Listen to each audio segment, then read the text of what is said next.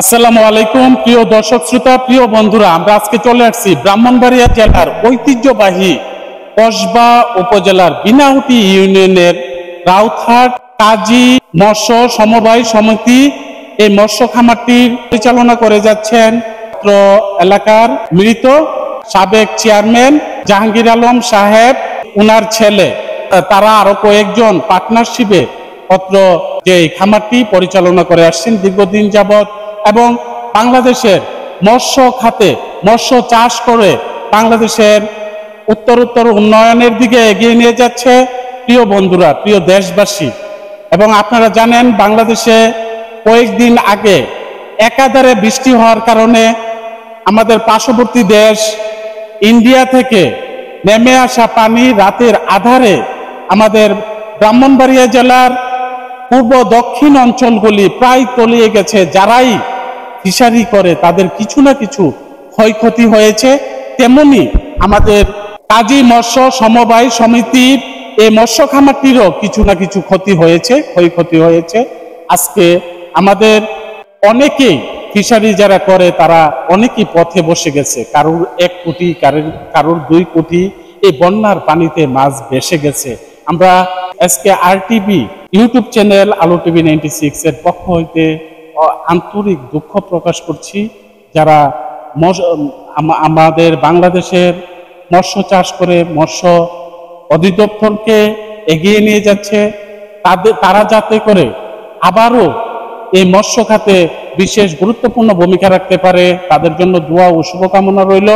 এবং তারা যাতে ঘুরিয়ে দাঁড়াতে পারে, আবার তারা কিছু উপস্থাপন করবে। প্রিয় দেশবাসী, আপনাদের সামনে উদ্দেশ্য করে তা উপস্থাপন করবে, এক্ষুনি আপনারা সঙ্গেই থাকবেন। প্রিয় দর্শক যারা দেখতেছেন ভিডিওটা, আপনাদেরকে অনেক অনেক ধন্যবাদ এবং শুভেচ্ছা, ভালোবাসা রইল, সঙ্গেই থাকুন।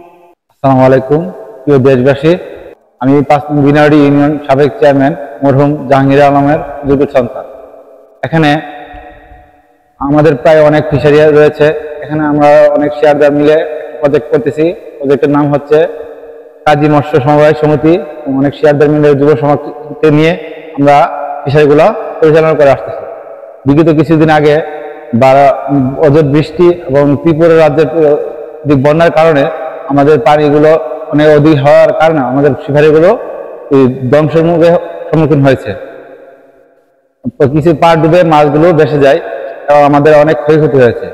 প্রায় আমাদের বন্যার পানিতে প্রায় আমাদের পারগুলো ভেসে হঠাৎ করে অনেক মাছ, প্রায় 4-5 লক্ষ টাকার মাছ মতন আমাদের চলে গেছে। আমাদের অনেক লোকসান হয়েছে এবং অধিক ফিশারি বাইরে অনেক লবণ ক্ষতির সম্মুখীন হয়েছে। এটা সরকারের প্রতি দৃষ্টি আকর্ষণ করছি। মৎস্য অধিদপ্তরের কাছে আমাদের আকুল আবেদন, আমাদের এগুলো একটু দেখার জন্য বিশেষভাবে অনুরোধ করা হলো।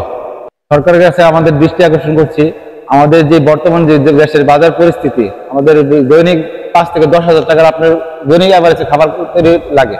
এখানে যে দ্রব্যমূল্য বৃদ্ধির কারণে আমাদের এগুলোর সম্মুখীন হচ্ছে, আমাদের অনেক ক্ষয়ক্ষতি হচ্ছে। আসলে যে বর্তমানে যে খাবারের যে মূল্য বৃদ্ধিটার কারণে আমরা অনেক মাছ ব্যবসায়ী হিমশিম খাচ্ছি। এখানে যদি মাছের যে চাহিদা যে বর্তমানে অনেক বেশি, এখানে খাবারের যে দামগুলো যদি বর্তমান সরকার একটু কমে দেয়, আমারও মার্কেটে মাছগুলা কম দামে বিক্রি করতে পারবো, সাধারণ জনগণের অনেক সুবিধা হবে। আর একটা কথা হচ্ছে উপজেলা পর্যায়ে যে আমরা মৎস্য চাষি আছি, আমাদেরকে যদি মৎস্য একটা ঋণ দেয়, সাধারণ ঋণ, আমরা মাছ বিক্রি করে আবার এটা পরিশোধ করতে পারবো, মৎস্য চাষি অনেক উপকার হবে। এই বিধি সরকার আমার আকুল আবেদন রইল, আমাদের চাষির মৎস্য চাষির সবাইকে দৃষ্টি আকর্ষণ করে।